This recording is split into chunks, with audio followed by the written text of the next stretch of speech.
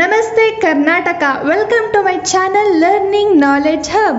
So ಇವತ್ತಿನ ವಿಡಿಯೋದಲ್ಲಿ ನಾವು ಯಾವುದೆಲ್ಲ ವಿಷಯಗಳ ಬಗ್ಗೆ ತಿಳ್ಕೊತಿದ್ದೀವಿ ಅಂದರೆ KCET ಆಪ್ಷನ್ ಎಂಟ್ರಿ ಹೇಗೆ ಮಾಡಿಸ್ಬೇಕು, ಒಳ್ಳೊಳ್ಳೆ ಕಾಲೇಜ್ಗಳಲ್ಲಿ ನಮಗೆ ಸೀಟ್ ಆಗಬೇಕು ಅಂದರೆ ಯಾವ ಥರ ಆಪ್ಷನ್ ಎಂಟ್ರಿ ಮಾಡಿಸಿದ್ರೆ ಸೀಟ್ ಸಿಗುತ್ತೆ, ಆಪ್ಷನ್ ಎಂಟ್ರಿ ಮಾಡ್ಸೋಕ್ಕೆ ಟ್ರಿಕ್ಸ್ ಏನೇನಿದೆ, ಆಪ್ಷನ್ ಎಂಟ್ರಿ ಆದಮೇಲೆ ನಮಗೆ ಯಾವ ಕಾಲೇಜ್ ಸಿಗುತ್ತೆ, ಈ ಥರ ತುಂಬ ಕ್ವಶನ್ಸ್ ನಿಮ್ಮ ತಲೆಯಲ್ಲಿರುತ್ತೆ.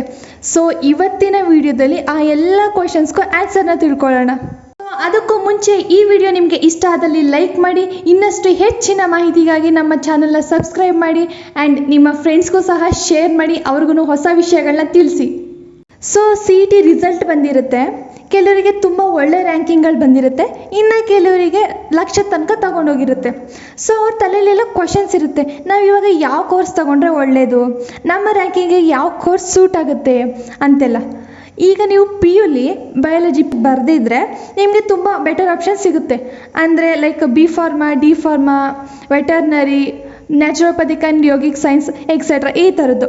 ಆ್ಯಂಡ್ ನೀವೇನಾದರೂ PCMC ಮಾಡಿಕೊಂಡು ಕಂಪ್ಯೂಟರ್ ಸೈನ್ಸ್ ತಗೊಂಡಿದ್ರೆ ನೀವು ಇಂಜಿನಿಯರಿಂಗ್ ತೊಗೊಂಡ್ರೆ ಬೆಸ್ಟು.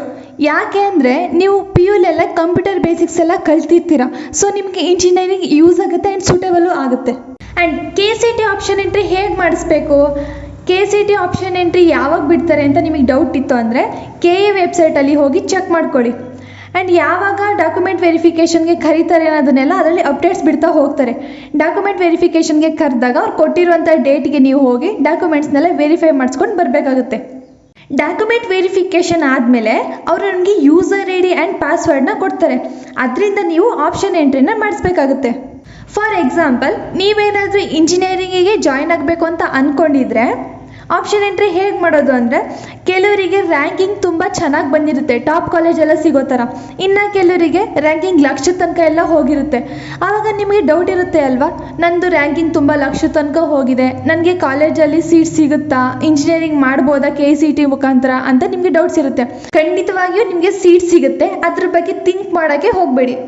ಬಟ್ ನೀವು ಹೇಗೆ ಕಾಲೇಜ್ಗಳನ್ನ ಕೊಡಬೇಕು ಅಂದರೆ ಆಪ್ಷನ್ ಎಂಟ್ರಿ ಟೈಮಲ್ಲಿ ನಿಮಗೆ ಯಾವ ಕಾಲೇಜ್ ಇಷ್ಟ ಇರುತ್ತೆ, ನೀವು ಯಾವ ಕಾಲೇಜಿಗೆ ಜಾಯ್ನ್ ಆಗಬೇಕು ಅಂದ್ಕೊಂಡಿರ್ತೀರಾ ಆ ಕಾಲೇಜು ಲಾಸ್ಟ್ ಇಯರ್ದು ಕಟ್ ಆಫ್ ಶೀಟ್ನ ತಗೊಳ್ಳಿ.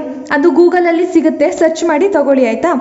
ನಂತರ ಚೆಕ್ ಮಾಡಿ ನಿಮ್ಮ ರ್ಯಾಂಕಿಂಗಿಗೆ ಯಾವ ಕಾಲೇಜ್ ಮ್ಯಾಚ್ ಆಗುತ್ತೆ ಅಂತ.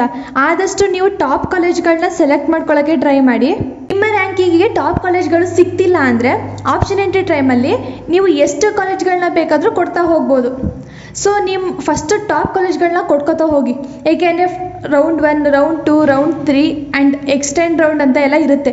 ಆವಾಗ ಯಾರಾದರೂ ಬಿಟ್ಟು ಹೋಯಿತು ಅಂದರೆ, ಅಥವಾ ನಾವು ಅಯ್ಯೋ ಆ ಕಾಲೇಜ್ ನಮಗೆ ಸಿಗುತ್ತಾ ಅಂತ ತುಂಬ ಜನ ಕಾಲೇಜ್ಗಳಿಗೆ ಹಾಕೊಂಡೇ ಇರಲ್ಲ. ಅಂಥ ಟೈಮಲ್ಲಿ ನಿಮ್ಗೇನಾಗುತ್ತೆ ಅಂದರೆ ಲಾಸ್ಟ್ ರೌಂಡ್ ತನಕ ವೆಯ್ಟ್ ಮಾಡಿದಾಗ ಆ ಕಾಲೇಜ್ಗಳು ಸಿಗುವಂಥ ಚಾನ್ಸಸ್ ತುಂಬ ಇರುತ್ತೆ. ನಿಮ್ಮ ಆಪ್ಷನ್ ಎಂಟ್ರಿ ಎಲ್ಲ ಮುಗಿದ್ಮೇಲೆ ಮಾರ್ಕ್ ಅಲಾಟ್ಮೆಂಟ್ ಅಂತ ಒಂದು ಕಾಲೇಜ್ನ ಅಲಾಟ್ ಮಾಡಿರ್ತಾರೆ.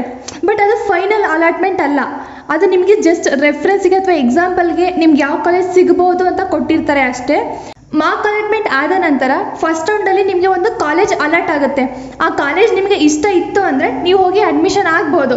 ಇಲ್ಲ ನನಗಿನ್ನೂ ಚೆನ್ನಾಗಿರೋ ಕಾಲೇಜ್ ಬೇಕಿತ್ತು ಅಂದರೆ ಸೆಕೆಂಡ್ ರೌಂಡ್ಗೆ ವೆಯ್ಟ್ ಮಾಡಿ. ಸೆಕೆಂಡ್ ರೌಂಡಲ್ಲೂ ಆ ಕಾಲೇಜ್ ನಿಮಗೆ ಸ್ಯಾಟಿಸ್ಫೈ ಆಗಿಲ್ಲ ಅಂದರೆ ಥರ್ಡ್ ರೌಂಡ್ಗೂ ವೆಯ್ಟ್ ಮಾಡ್ಬೋದು. ಥರ್ಡ್ ರೌಂಡಲ್ಲೂ ಆಗಿಲ್ಲ ಅಂದರೆ ಎಕ್ಸ್ಟೆಂಡೆಡ್ ರೌಂಡ್ಸ್ ಅಂತ ಬರುತ್ತೆ, ಆ ರೌಂಡ್ಗಳಲ್ಲೂ ಕಾಯ್ಬೋದು. ಆವಾಗ ನಿಮಗೆ ಚೆನ್ನಾಗಿರೋ ಕಾಲೇಜ್ ಸಿಕ್ತು ಅಂದರೆ ನೀವು ಅವಾಗ ಹೋಗಿ ಅಡ್ಮಿಷನ್ ಆಗ್ಬೋದು.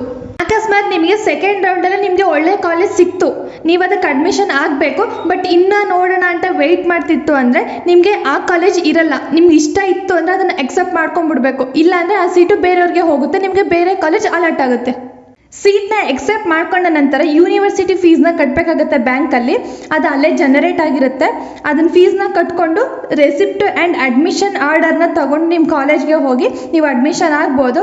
ಅಕಸ್ಮಾತ್ KCET ಬಿಟ್ಟು ಇನ್ನು ಮತ್ತೆ ಕಾಲೇಜ್ ಫೀಸ್ ಅಂತ ಇತ್ತು ಅಂದರೆ ನೀವು ಕಾಲೇಜ್ ಫೀಸ್ನ ಕಾಲೇಜಲ್ಲಿ ಕಟ್ಟಬೇಕಾಗುತ್ತೆ.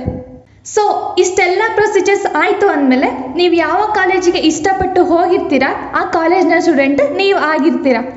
ಸೊ ಈ ವಿಡಿಯೋದ ಬಗ್ಗೆ ಏನಾದರೂ ಡೌಟ್ ಇತ್ತು ಅಂದರೆ ನನಗೆ ಕಮೆಂಟ್ ಸೆಕ್ಷನಲ್ಲಿ ತಿಳಿಸಿ, ನೆಕ್ಸ್ಟ್ ಕ್ಲಿಯರ್ ಮಾಡುವ. ಆ್ಯಂಡ್ ವಿಡಿಯೋನ ಲೈಕ್ ಮಾಡೋದನ್ನು ಮರಿಬೇಡಿ ಆ್ಯಂಡ್ ಸಬ್ಸ್ಕ್ರೈಬ್ ಮಾಡಿ ಅಂತ ಹೇಳ್ತಾ ಥ್ಯಾಂಕ್ ಯು ಸೋ ಮಚ್.